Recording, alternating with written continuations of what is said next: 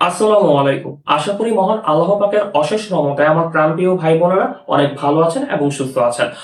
50তম BCS প্রিলি শুক্রবার অনুষ্ঠিত হয়ে গেছে। তো এই পরীক্ষাটি অনুষ্ঠিত হওয়ার পরও কিন্তু 2 থেকে 3 দিন সময় অতিবাহিত হয়ে গেছে। হয়তো যে সকল ভাই বোনের মন মতো পরীক্ষাটি হয়নি বা এক্সপেকটেশন অনুযায়ী পরীক্ষাটি হয়নি, তাদের স্বভাবতই মনটা কিছুটা খারাপ এবং খারাপ হওয়াটাই স্বাভাবিক। যে পরীক্ষাকে আসলে কেন্দ্র করে এত এত প্রস্তুতি, এত এত আহ, আহ, এত এত ডেডিকেশন, এত এত ত্যাগ, সেই পরীক্ষাটা যখন কিছুটা খারাপ হয় তখন আসলে মনটা কিছুটাই আসলে খুবই খারাপ হয়, কিছুটা না খুবই খারাপ হয়। আর সত্যিকার অর্থে বাংলাদেশের যে কোনো জব পরীক্ষায়, শুধুমাত্র বিসিএস কিংবা ব্যাংক না, বাংলাদেশের যে কোনো জব পরীক্ষায় যখন নিজেদের এক্সপেকটেশন অনুযায়ী পরীক্ষাটা হয় না কিংবা ফলাফল লিস্টে নিজের রোল বা আইডি নং খুঁজে পাওয়া যায় না, তখন আসলে খুবই খারাপ লাগাটা কাজ করে। এবং এটা খুবই খুবই স্বাভাবিক একটা প্রসেস কিংবা স্বাভাবিক একটা প্রক্রিয়া। তবে ব্যাংক বিসিএস এর ক্ষেত্রে আমার মতে এই খারাপ লাগাটা একটু বেশি কাজ করে, কারণ হচ্ছে ব্যাংক বিসিএসটা আসলে অনেক ভাই বোনের জন্য একটা আবেগের জায়গা। তো এই আবেগের জায়গায় যখন আসলে সত্যিকার অর্থে একটা আঘাত লাগে, তখন সে আঘাতটা রিকভারি করাটা আসলে অনেক কঠিন হয়ে যায়।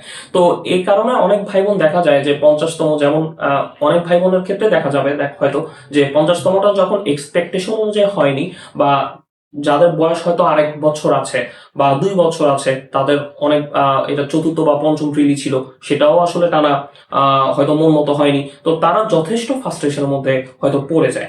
তো যেহেতু তাদের একটা আবেগের জায়গা থাকে ব্যাংক বিসিএস এর সেক্ষেত্রে সেটা।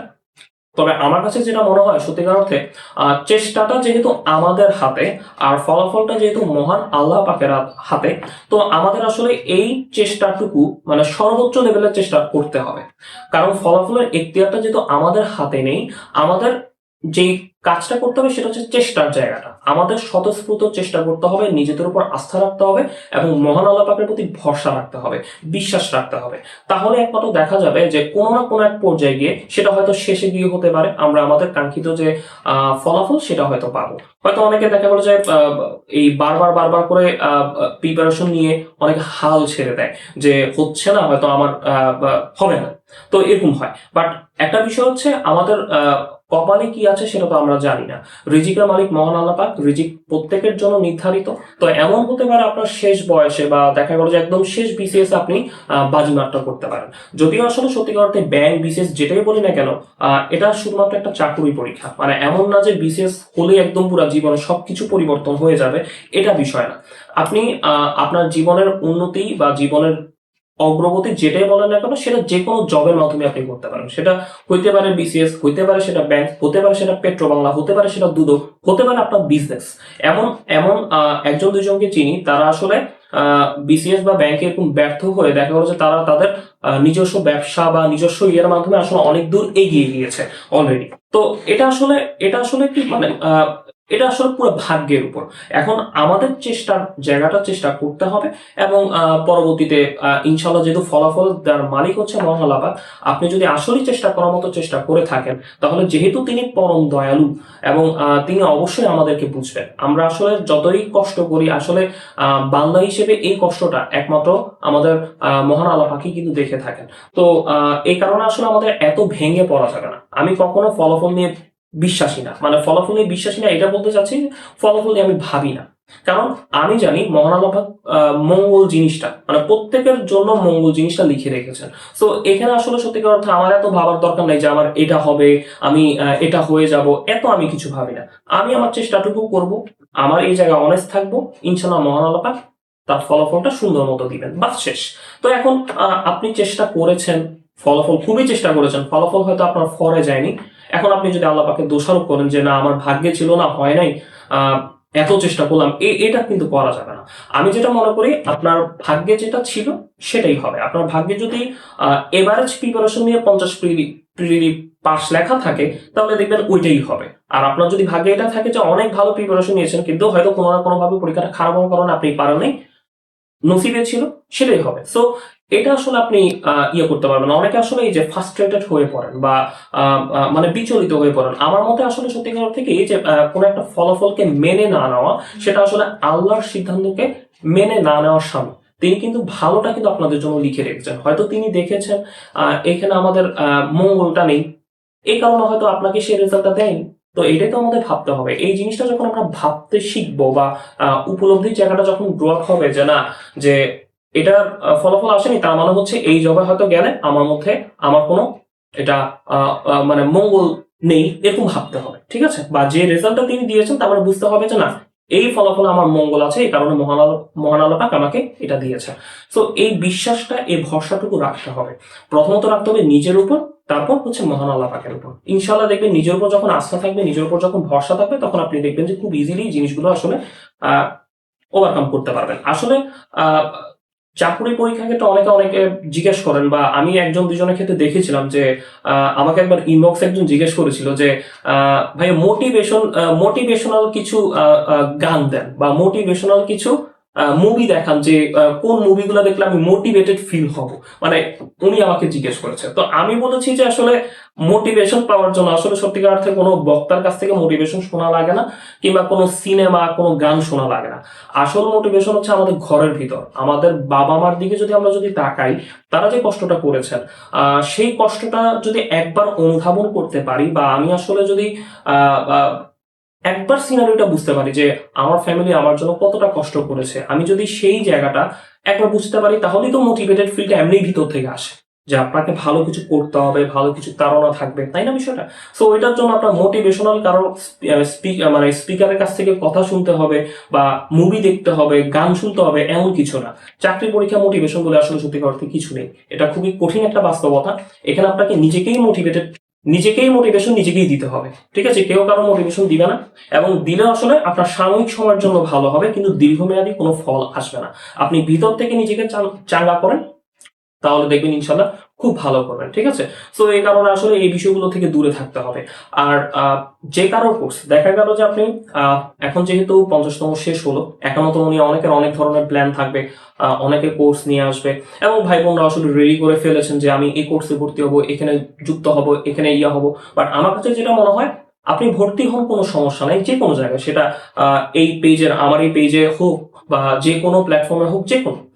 আমার কথা হচ্ছে আপনি প্রথমত 1 থেকে 2 দিন নিজের সেলফ অ্যাসেসমেন্টের প্রতি জোর দেন। সেলফ অ্যাসেসমেন্ট বলতে আমি বুঝাতে চাচ্ছি যে আপনি যে পরীক্ষাটা দিয়ে আসলেন, এই পরীক্ষাটা দিয়ে আপনার আসলে উপলব্ধির জায়গাটা কোথায়, মানে আপনার ভুলের জায়গাটা কোথায়, সেটা আপনি একটা খাতায় লিপিবদ্ধ করেন। প্রথমে লিখলেন যে আহ, কোন জায়গাটা ফেস করছেন, বেসিক দুর্বলতা, যে ইংরেজি গণিতের সমস্যা, ব্যাকরণের সমস্যা, সেটা হলে আপনি লেখেন। 2 নম্বর পয়েন্টে লিখতে পারেন যে আপনি সহজ কোশ্চেন পারছেন না, দ্যাট মিনস হচ্ছে আপনার জব সলিউশনে ভালো মতো পড়া নেই। তার মানে আপনি সেকেন্ড পয়েন্ট লিখলেন যে আমি সহজ কোশ্চেন পারছি না, তার ফলাফলটা হচ্ছে জব সলিউশন করতে হবে। অথবা কঠিন লেভেলের, আধ্যাত্মিক লেভেলের কোশ্চেন পাচ্ছেন না, বা রেঞ্জের মধ্যে আসা কোশ্চেন পাচ্ছেন না, তো এই ধরনের মানে এটা লিখতে হবে। আপনি হচ্ছে লিপিবদ্ধ করবেন, যাকে বলে সেলফ অ্যাসেসমেন্ট। বা পরীক্ষার কোশ্চেন দেখে আপনি ঘাবড়ে যান, এই জিনিসগুলো লিখতে হবে যে আমি পরীক্ষাটা খারাপ হয়েছে কেন, আপনি খুঁজবেন। হ্যাঁ, খারাপ হয়েছে কোশ্চেন থেকে আমি নাজেহাল হয়ে গেছি, মানে কোশ্চেনটা দেখে আমার সবসময় মনে হয় যে আমি সবকিছু ভুলে গেছি, সেটা আপনি লেখেন। এগুলো প্রত্যেকটা লিপিবদ্ধ করতে হবে। লিপিবদ্ধ করে, বা আপনি গণিত একদম পারেনই নেই, তো আপনি লিখবেন গণিতের সমস্যা, বেসিকের সমস্যা। তখন আপনি এগুলোর প্রতিকার খোঁজার চেষ্টা করবেন। প্রতিকার খুঁজতে গিয়ে তখন আপনি বিভিন্ন পেজ, বিভিন্ন প্ল্যাটফর্ম, বা নিজের সাথে নিজের একটা কি হবে, দ্বারস্থ হবেন, যে না, আমার এই যে ল্যাকিং গুলা বের হয়েছি, এখন দেখি কোনো বিভিন্ন পেজ, অনেক ভালো ভালো পেজ আছে, প্রত্যেকের জায়গায় কিন্তু বেস্ট। প্রত্যেকটা পেজ, আমি বলবো না যে এই পেজ বেস্ট, এই পেজ বেস্ট, এইটা বেস্ট, সেটা বেস্ট। আমি যেটা মনে করি, প্রত্যেকটা বেস্ট, প্রত্যেকটা পেজ, এবং প্রত্যেক মেন্টর, প্রত্যেকের জায়গায় বেস্ট। মানে হয়তো তাদের দেখবেন যে 10টা গুণাবলী থাকলে একটা গুণাবলী আসলে খুব ডিফারেন্ট, ঠিক আছে? তো প্রত্যেক পেজ এবং প্রত্যেকে সবাই আসলে যার যার জায়গায় বেস্ট। তো এই আর কি বিষয়। তো এই কারণে আপনি আপনার প্রবলেম গুলো সর্ট আউট করে কোন প্রবলেমটা কিভাবে সলিউশন মানে করা যায়, সেটা কোর্সে ভর্তি হলে, বা ভালো মানে বই সিলেকশনের মাধ্যমে, মানে এটা আপনাকে সম্ভাব্য ফলাফলটা বের করতে হবে। এখন না পেলে সেক্ষেত্রে ওই বিষয়ক যেই ফেসবুক পেজ বা গ্রুপ আছে, সেখানে আপনি দেখতে পারেন আপনার সমস্যার সমাধানের জন্য কি হতে পারে। অথবা আপনার মধ্যে ক্যাপাবিলিটি আছে সঠিক রুটিন করার কোনো আহ, প্রয়াস নাই। সো রুটিন এর জন্য হলে বা ইয়ের জন্য হলে সেটা আমার পেজ ফলো করলে ইনশাল্লাহ হবে। কারণ আমার ফেসবুক পেজে দেখবেন যে আমি যে ব্যাচ রুটিন গুলো শেয়ার করি কিংবা হচ্ছে সেগুলো ধরে আপনি যদি বাসায় পড়াশোনা করেন তাহলেও হবে, ঠিক আছে। বা প্রত্যেকটা বিষয়ের যে অ্যানালাইসিস পোস্ট গুলো, যে রোড ম্যাপ গুলো দেওয়া হয় সেটা আপনি ফলো করতে পারেন। আবার অন্যান্য পেজে হয়তো বেশ কিছু ক্লাস আছে সেটা আপনি ফলো করতে পারেন। অর্থাৎ প্রত্যেকটা পেজকেই কোনো না কোনো ভাবে আপনি ফলো, ঠিক আছে। সেটা আপনার নিজের জন্য দেখা গেল যে এই পেজটা এটার জন্য ভালো, এই পেজটা এটার জন্য ভালো, এই পেজটা এটার জন্য ভালো, প্রত্যেকটা পেজই কোনো না কোনো সেক্টরের জন্য ভালো। তো আপনি সেই সেক্টরগুলো লিখে ফেলেন যে আমি এই পেজ থেকে এই সেক্টরের জন্য লাভবান হব, এই আমার এই সমস্যার জন্য আমাকে গণিতে কোর্স করতে হবে, ইংলিশে কোর্স করতে হবে। আপনি সেটা লিপিবদ্ধ করেন, তারপর আপনি যে কোনো প্ল্যাটফর্মে দ্বারস্থ হন, কোনো সমস্যা নেই। কারণ আপনি যদি দেখেন এই সমস্যাগুলো না বুঝে আবার আরেকটা জায়গায় চলে গেল, আপনি বললেন যে পরীক্ষা খারাপ হয়েছে তার মানে হচ্ছে আমি ডিপ পড়াশোনা করিনি, এটা হচ্ছে মনে হতে হবে। ডিপ পড়াশোনা করেন, ডিপ পড়াশোনা করতে হবে, সারাক্ষণ আমার নিউজ পেপার পড়তে হবে, এরপর 10টা 12টা বই কিনতে হবে, এই জিনিসগুলো যদি লেখেন তাহলে তো হবে না, তাই না বিষয়টা। এখন এটা মনে হতে পারে যে না পরীক্ষা খারাপ দিছি তার মানে হচ্ছে ডিপ প্রিপারেশন নিই নেই, এরপর হচ্ছে 10-12টা করে বই কিনি নেই, এই কারণে নিউজ পেপার পড়ি নেই। আচ্ছা না বিষয়টা তো আসলে বিষয়টা এমন না, ঠিক আছে। বিষয়টা হচ্ছে আপনি আসলে কোন জায়গাটাতে সাফার করতেছেন সেগুলো লিপিবদ্ধ করা।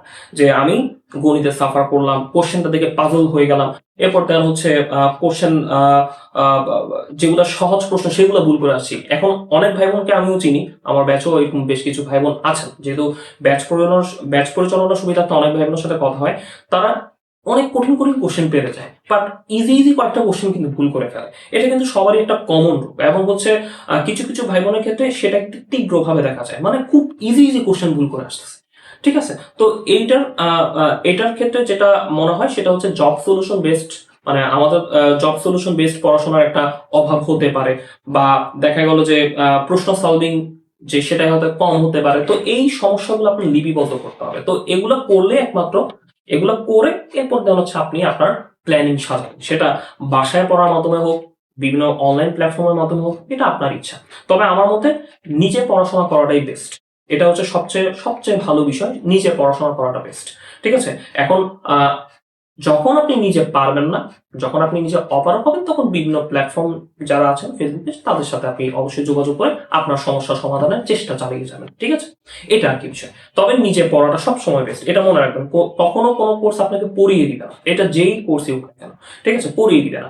কিন্তু আপনাকে কি করতে হবে, আপনার জায়গা থেকে চেষ্টা চালিয়ে যেতে হবে, এবং নিজেকে পড়াশোনা করতে হবে, এবং যদি কোনো কারণে কোনো সমস্যা হয় সেটা যে কোনো প্ল্যাটফর্মের সাথে ইয়ে করতে হবে।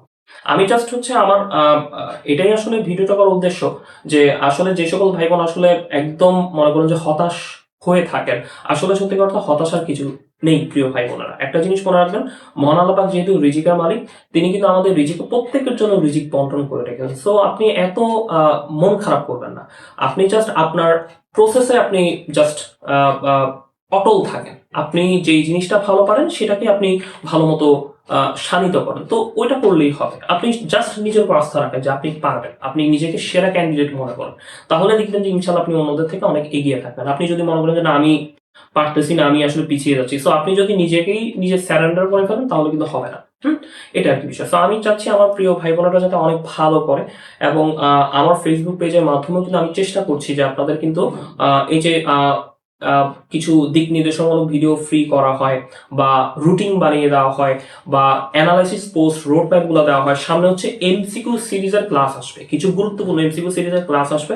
আমার মতে সেটার মাধ্যমে আপনারা যথেষ্ট উপকৃত হবেন, ঠিক আছে। এবং সেগুলো দিলে ইনশাল্লাহ আপনারা হয়তো বেশ কিছু ব্যাপার ক্লিয়ার হয়ে যেতে পারবেন। সেই এমসিকিউ সিরিজের ক্লাস জিকে, বাংলা ব্যাকরণ, ইংলিশ, গণিত এগুলোর উপর থাকবে।